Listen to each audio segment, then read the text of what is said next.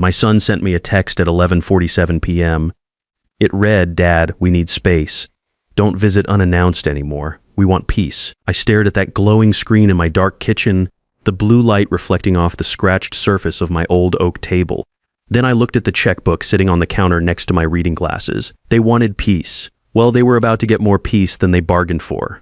Before I tell you how I gave my own son the wake-up call of his life, let me tell you who I am. I'm Richard Pierce, 58 years old. I spent 6 years in the Navy right out of high school, learned discipline and how to fix things that were broken. After discharge, I worked my way up from apprentice to union foreman over 30 years, building bridges and office towers across 3 states. My hands are still calloused from handling steel and concrete. I took early retirement last year when my back started giving me trouble. 3 decades of heavy lifting will do that to you. I raised my boy Tyler alone after my wife Sarah passed 15 years ago. Cancer took her when Tyler was just 17, still in high school. Those were the hardest years of my life, but we got through them together, or so I thought. For the last 5 years, ever since Tyler got married, I've been writing checks to keep him and his wife Ashley living like they were born rich. And all this time, they've been treating me like their personal ATM with legs. The next morning came fast. I was out in my garage, a 2-car space that I'd converted into my workshop years ago. The concrete floor was permanently stained with motor oil and sawdust. Toll pegboards covered every wall, each wrench and screwdriver in its proper place. The air always smelled like WD-40 and wood varnish, smells that reminded me of my dad's shop when I was a kid. I was working on a wooden toy chest for my grandson Noah, something I'd been building in my spare time. The garage door was open to let in the October air, and I could hear the neighbor's dog barking somewhere down Elm Street. That's when I heard tires crunching on my gravel driveway. Tyler's BMW pulled up, black, spotless, still had that new car shine. The one I'd helped him buy 2 years ago with a $15,000 loan he'd never paid back. He stepped out wearing one of his expensive suits, the charcoal gray one I'd bought him for job interviews. His shoes probably cost more than most people make in a week. He walked into my garage like he owned the place, barely glancing at the toy chest I'd been sanding. The morning light streaming through the open door caught the fine dust particles floating in the air around my workbench.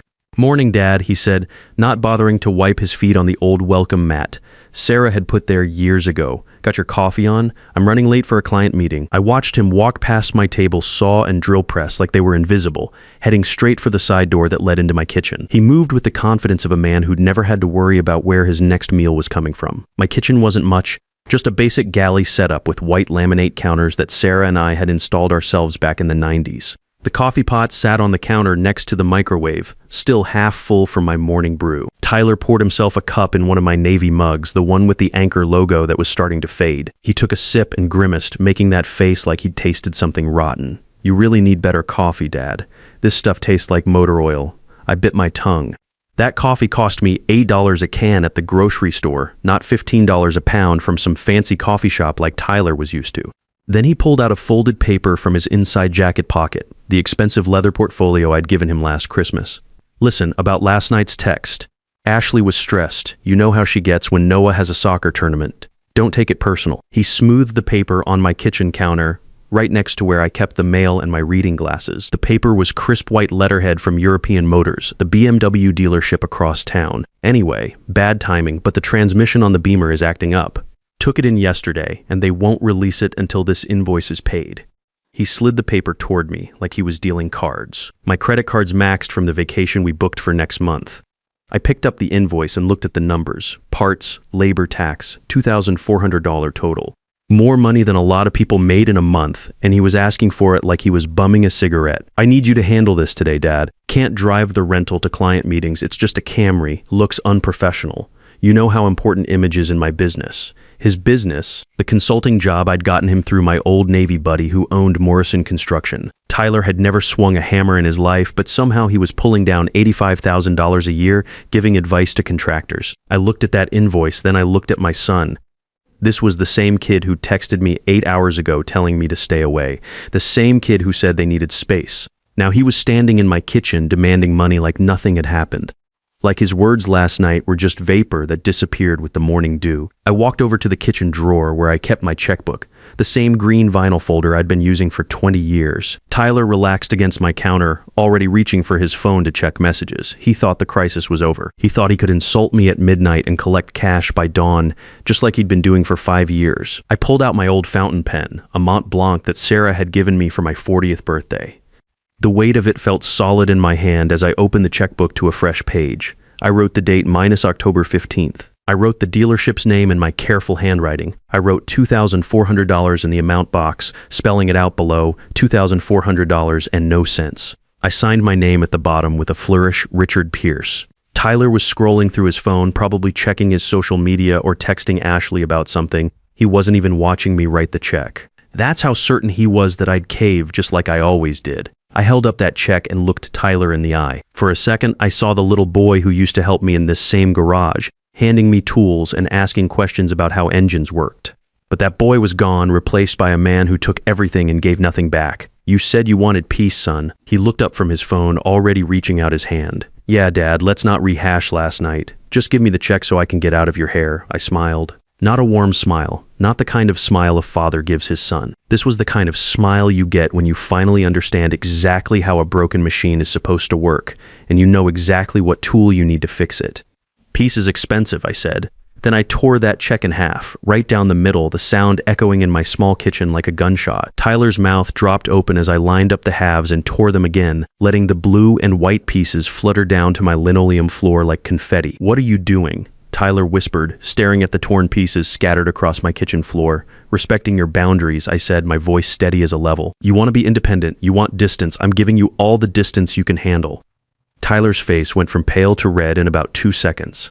This is insane. I have a client meeting in 2 hours. I need my car. That's a problem for the man who owns the car, I said. Since you want to be the man of your own house, you get to pay for your own transmission. He stood there in my kitchen, his expensive suit looking suddenly ridiculous against my faded yellow walls. Behind him, the morning sun was streaming through the window above my sink, highlighting the dust motes floating between us like tiny witnesses to this moment. You're punishing me because we asked for some space. I'm not punishing you, Tyler. I'm retiring. I'm retiring from being your personal bank. That's when he exploded. The words came pouring out of him like water from a burst pipe, called me petty, childish, bitter, said I was having some kind of breakdown, that I didn't understand how the modern world worked, said I'd never see Noah again if I didn't write another check right now. I just stood there and let him vent, watching his face get redder and redder. When he finally ran out of steam, I pointed toward the door that led back to my garage. Get out of my house, son. His mouth opened and closed like a fish out of water. Dad, you can't be serious. I've never been more serious in my life. You wanted peace? Here's your peace. Now get out. He bent down and grabbed the torn check pieces from my floor, like he could tape them back together or something. His hands were shaking as he stuffed the fragments into his pocket. Fine, he said, his voice cracking. Be a bitter old man. See if we ever invite you over again. You won't see Noah, you won't see any of us until you come to your senses and apologize for this. He stormed out through my garage, his footsteps echoing off the concrete floor. I heard his BMW start up, the engine purring like a very expensive cat. Then he backed out of my driveway fast enough to spray gravel against my garage door. I stood in my kitchen for a long time after he left, looking at the empty spot on the floor where the check pieces had been. The house felt different, quieter, but not in a bad way. It felt like the air pressure had changed, like a storm had passed and left everything clean. I walked back to my workshop and picked up the sandpaper where I'd left it. The toy chest for Noah was nearly finished, just needed a final sanding and a coat of stain. I ran my hand over the smooth pine, feeling for any rough spots. The wood was solid, built to last. Not like the flimsy particle board furniture you got at the big box stores these days. That afternoon, I made a phone call. Patricia Hoffman had been my lawyer for 25 years, ever since Sarah got sick and we needed to get our affairs in order. She'd helped me set up the family trust, handled the paperwork when I bought the house on Maple Street for Tyler and Ashley. She knew exactly where every penny of my money had gone. Richard, she said when her secretary put me through, it's been too long. How are you holding up? I'm fine, Patricia. Better than fine, actually. I need to see you today if possible. I want to review all my family financial arrangements. There was a pause on her end. Patricia was sharp as a tack, probably already guessing what this was about. Everything okay with Tyler and Ashley? Let's just say they've decided they want more independence. I'd like to help them achieve that goal. Her office was on the 31st floor of the First National Building downtown, with windows that looked out over the whole city. I'd worked on 3 of the buildings I could see from her conference room back when my knees were younger and my back was stronger. The leather chair across from her desk was the same one I'd sat in 15 years ago, when Sarah was dying, signing papers and making arrangements I'd hoped I'd never need to use. Patricia spread the files across her mahogany table like she was laying out cards for solitaire. Bank statements, trust documents, loan agreements, payment histories. The numbers were worse than I'd remembered. 5 years, she said, running her finger down a column of figures. Total expenses for Tyler and Ashley's household. Thick's 612,000. I whistled low that much. Mortgage payments, property taxes, insurance, utilities, car payments, credit card debt, private school tuition for Noah, country club membership, vacation expenses. She flipped through the pages, plus personal loans that were never repaid. Another $47,000. She pulled out a separate folder. The house on Maple Street is owned by your family trust. Tyler and Ashley are listed as resident beneficiaries, which means they can live there at your discretion. They have no legal claim to ownership. What about Tyler's job? Patricia's smile was thin. Morrison Construction receives 85% of its operating capital from your investment portfolio. If you withdraw that funding, the company would have to shut down within 30 days. I thought about that text message. We want peace. We need space. Patricia, I said, I want to give them exactly what they asked for. Draft the papers. Patricia, all of them. Notice to quit on the house. Withdrawal of investment capital from Morrison Construction. Termination of all financial support. She leaned back in her leather chair, studying my face. Richard, are you absolutely certain? Once we start this process, there's no putting the toothpaste back in the tube. I've never been more certain of anything in my life. The next week was the quietest I'd had in years. No emergency phone calls about broken dishwashers or overdue credit card bills. No guilt trips about other grandfathers buying their families trips to Disneyland. No panic attacks about Noah's soccer cleats or Ashley's spa appointments. Just blessed silence. My house on Elm Street felt different without the constant anxiety. I could sit on my front porch in the evenings, watching my neighbors walk their dogs without my phone buzzing every hour with some new financial crisis. The October air was crisp and clean, and the maple trees in my yard were turning brilliant shades of red and gold. I finished Noah's toy chest, applying 3 coats of cherry stain until the wood gleamed like honey. Inside, I carved his initials NTP, Noah Tyler Pierce. Whatever happened between his father and me, that boy was still my grandson, and someday he'd understand that everything I was doing was for his future. I started reading again, something I hadn't had time for in years. Picked up a biography of Harry Truman from the library, a man who knew something about making tough decisions. I cooked real meals instead of grabbing drive-thru on the way to whatever crisis Tyler had manufactured. For the first time in 5 years, I wasn't walking around with that low-level stomach ache that comes from constant worry.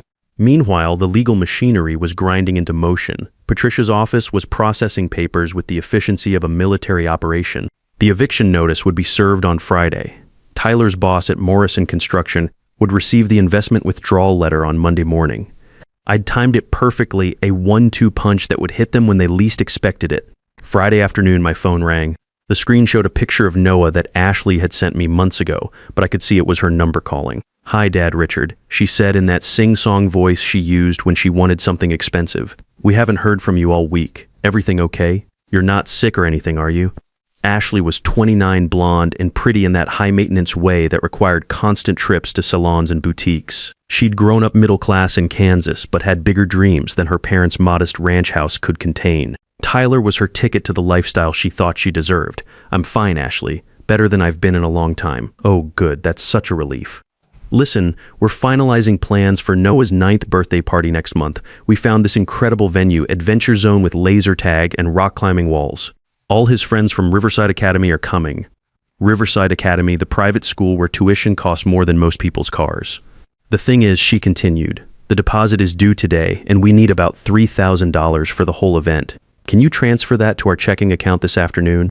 The party planner needs confirmation by 5 p.m. I looked out my kitchen window at the bird feeder Sarah had hung from the oak tree. A cardinal was perched there, bright red against the autumn leaves, completely focused on cracking open a sunflower seed. "I already took care of Noah's birthday gift," I said. "Oh, wonderful. I don't see any transfer in our account yet, though. Did you send a check?" "No, I put $5,000 into a $529 education fund in his name. It's locked away for college expenses." The silence on the other end stretched so long I thought the call had dropped. "What do you mean, locked away? We need that money for the party, Richard." We already put down deposits. Then you and Tyler should pay for the party. That's what parents do. Her voice climbed an octave. We don't have $3,000 just sitting around. You know, Tyler's salary barely covers our basic expenses. Basic expenses. Their basic expenses included a $4,500 mortgage payment, $800 car payments, and a country club membership that cost more than most people's rent. Ashley, I've been covering your basic expenses for 5 years. It's time you and Tyler learned to cover them yourselves. That's when the mask came off. The sweet voice disappeared, replaced by something sharp and ugly. You can't do this to us. We have commitments, Richard. We have a reputation to maintain. What are people going to think if we have to cancel Noah's party? I don't know, Ashley. What do you think they'll say? This is about the stupid text message, isn't it? Tyler explained that to you. I was stressed about Noah's soccer tournament. You're really going to punish an 8-year-old boy because your feelings got hurt. Noah is 9, Ashley. And no, I'm not punishing him. I'm protecting his future from parents who think money grows on trees. She started crying then. Or at least making crying noises. You're ruining everything. You're a selfish, bitter old man, and I'm going to make sure Noah knows exactly why his grandfather didn't care enough to give him a proper birthday party. You tell Noah whatever you want, but when he's 18 years old and looking at that college fund, he'll know who really cared about him. I hung up. The cardinal was still at the feeder, methodically working through the seeds. Smart bird. It knew how to take care of itself. 20 minutes later, Tyler called. I let it go to voicemail, then Ashley called again. Voicemail, then Tyler again. I turned off the ringer and went back to my book. Monday morning was going to be very interesting. Monday morning arrived like a freight train. I was up at 5:30, same as always, making coffee in my quiet kitchen. The house felt different now, lighter somehow. I'd made my decision and set the wheels in motion. Now all I had to do was wait for the dominoes to fall. At exactly 9 a.m., a white FedEx truck pulled up to the house on Maple Street. I knew because my neighbor, Jim, had agreed to keep an eye on things for me. Jim was a retired postal worker who spent most of his time watching the neighborhood from his front window. He called me as soon as the truck arrived. Rick, your boy's getting some kind of official delivery. Driver's making him sign for it. The envelope contained 2 documents that would change Tyler's life forever. The first was an eviction notice, typed on Patricia's cream-colored letterhead, explaining that his status as a resident beneficiary had been revoked. He had 30 days to vacate the premises. The second document was Patricia's masterpiece, a complete accounting of every penny I'd spent on their household over 5 years. Every mortgage payment, every utility bill, every credit card payment they couldn't cover. The grand total, $659,000 at exactly 9:15 a.m. Tyler's phone started ringing. His boss at Morrison Construction was calling with terrible news. The company's primary investor had withdrawn all funding effective immediately. Morrison was shutting down Friday. Tyler would be laid off with 0 severance. I know the timing because Jim called again. Rick, your boy's standing in his driveway in his bathrobe, looking like someone just told him his dog died by 10 a.m. Both Tyler and Ashley were calling me nonstop. I was sitting on my front porch, reading Truman's biography and drinking coffee that actually tasted good.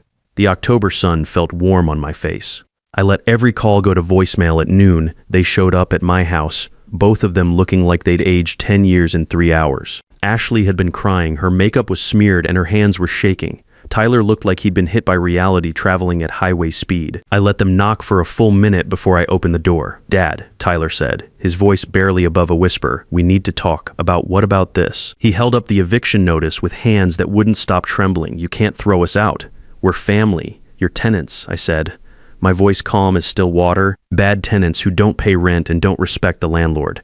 Ashley pushed forward, mascara streaking down her cheeks like war paint. This is insane, Richard. We live there. We've made it our home. You've made it your free hotel. But checkout time just arrived. Tyler's shoulders sagged like someone had cut his support cables.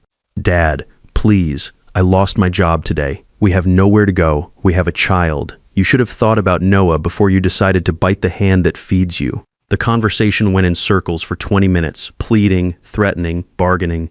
Ashley even tried tears, real ones this time. But I'd made my peace with this decision days ago. What do you want from us? Tyler finally asked. Nothing, I said. That's the whole point. I want nothing from you, and I'm giving nothing to you.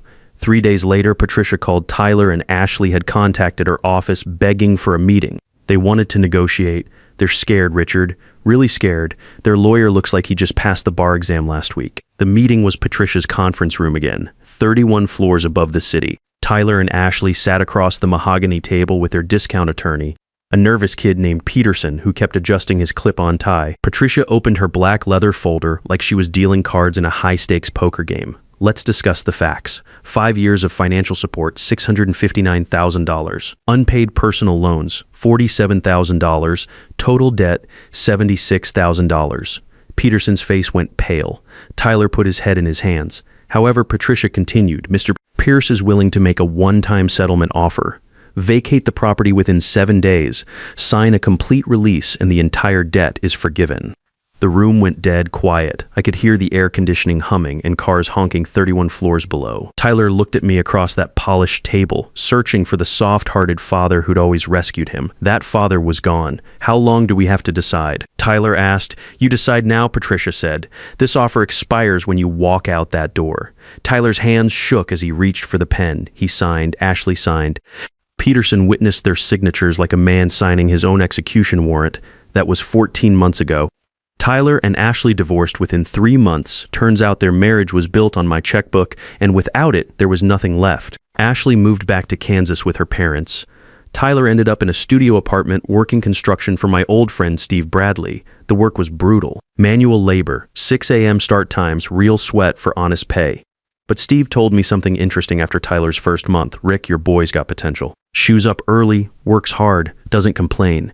Reminds me of someone I used to know. 6 months in, Tyler called me, not for money, not for help, just to talk. He told me about learning to frame houses, about how his hands were getting calloused from real work, about earning his first paycheck without my name on it. Dad, he said, I'm starting to understand what you were trying to teach me. What's that, son? That nothing good comes easy. That respect has to be earned. That being a man means standing on your own feet, even when it hurts. We've been talking weekly since then. Real conversations, not financial negotiations. He sends me pictures of houses he's helped build. There's pride in those messages, something I hadn't seen in years. Last week, Tyler asked if he could bring Noah by this weekend, not to ask for anything, just to let his son visit his grandfather. I said yes. Noah's 9 now, curious about everything, and he still loves that wooden toy chest I finished all those months ago. Yesterday, Tyler showed up at my door after work, still wearing his tool belt and work boots. Dad, he said, I wanted to thank you for what? For letting me fall, for letting me hit bottom, for teaching me what I was really made of.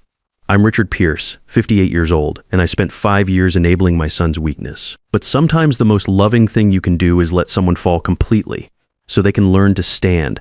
Tyler lost everything he thought mattered. But in losing it all, he found something more valuable, his self-respect, and that's worth more than any check I ever wrote. Sometimes the greatest gift a parent can give isn't another check. It's the courage to let their child discover what they're truly capable of when the safety net disappears. Real love doesn't always feel good in the moment, but it builds character that lasts a lifetime, and that's something no amount of money can buy.